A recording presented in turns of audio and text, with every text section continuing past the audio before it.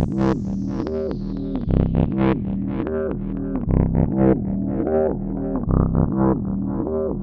careful how you use it. All right, Paul, this is the cousin, I guess, or sibling, depending on how you're looking at it, of the Toyota Supra, the BMW Z4 convertible. This is a convertible. Yeah, only comes in convertible. Yep. It is also a two-seater. It's the interior on this one. What do you think? It doesn't have the carbon fiber down here. It's more like a... It's like a textured metal. Yeah, exactly. Kind of aluminum trim. I mean, it's nice.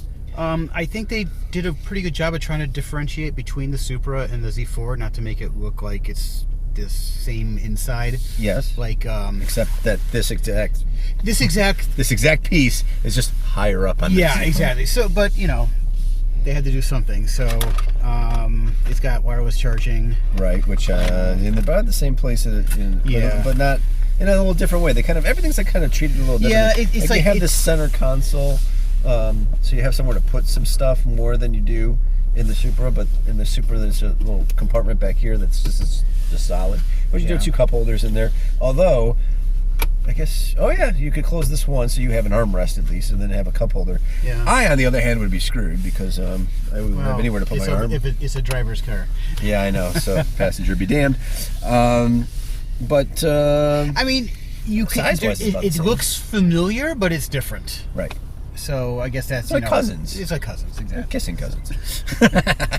The all digital dash is very nice. You have a very this screen is kind of looks really nice. I don't remember if this is exactly the same as in the Supra or not, but I don't think it is. No, it looks different here. Yeah, but I love how it's tailored, like to come off the edge like that. Yeah, that's a nice detail. It's not just squared off.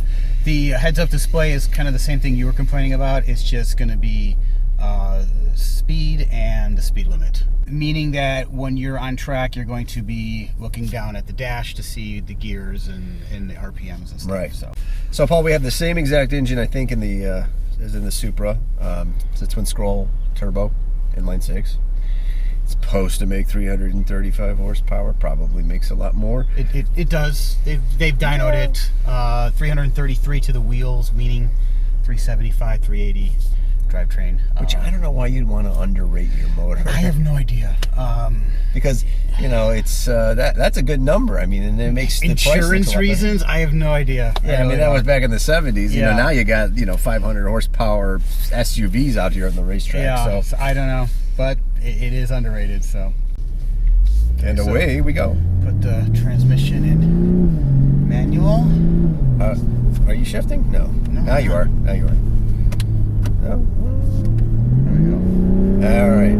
I guess apparently you have to flick the transmission to get it into manual mode. Okay, so right off the bat, this first turn, you can just feel that it's planted, but it's not as aggressive as the Subaru. The steering input is a little bit more. I'll tell you what's not as aggressive as these seat bolsters. Seat bolsters and the sound. Yeah, no, definitely not the sound. But man, I was planted in that Supra, and I'm moving. I'm slipping around as well. Yeah. Yeah, these side bolsters, I'm sure much more comfortable to drive around the country, but on a racetrack, it's not holding you in. Got a little, just a hair of some wheel spin in the back. So it's they're both rear-wheel drive cars with a lot of just a hint of dampness to the track still. It was raining earlier this morning. The intake sound is good on the motor.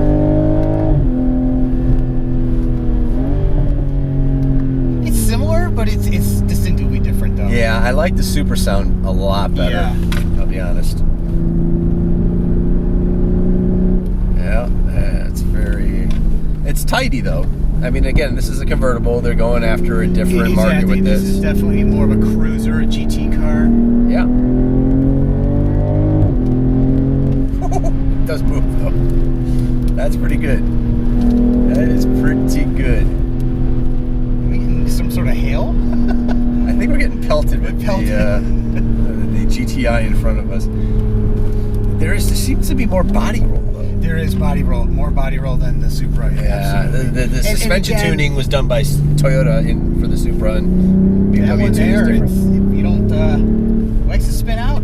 Yeah, you can tail happy in this. I'll tell you, I guess the sport setting really makes the relaxes that tail end traction control.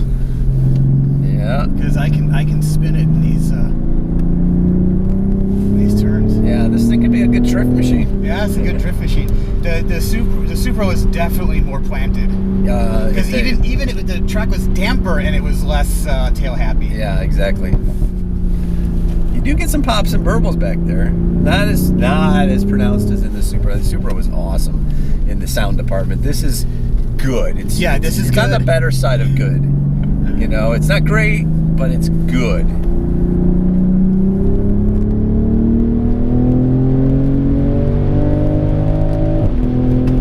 Boy, man, when that shift just hits, there's no delay. It's really amazing. It's so fast. It's like lightning fast shifts. It really is. Yeah, this transmission is ZF really good. transmission's just even for an automatic, it behaves like a dual clutch. Like you really don't even. Why would you need a dual clutch? Yeah, you don't need a dual clutch with this one. It really is that good. But the torque never leaves. It just kind of keeps the torque's going. always there. In fact, you can leave this thing in like one gear and pretty much do the whole track. It is. It's for a 6-cylinder. It's really torquey. That you don't feel that it's a turbo car. I think you feel a little. I don't know. I felt like maybe just being in these longer, but it felt like I could a little bit more tell this is a turbo car than the Supra. But that just might be my senses. I'll tell you what is hard to see is the RPMs. It's like red on red. And it's red on red. Yeah, look and at it that. really makes it hard to see. Like what is it? Whoa. Coming in hot. I was wondering when that was going to go off. Now it gives me the anti-collision. When you're about to actually rear-end somebody, it's like the airbag from the Naked Gun when he gets in the accident, then he gets out, and then the airbag goes off. Yeah. We're just going so fast, it can't keep up. No, yeah, exactly. This motor's too fast.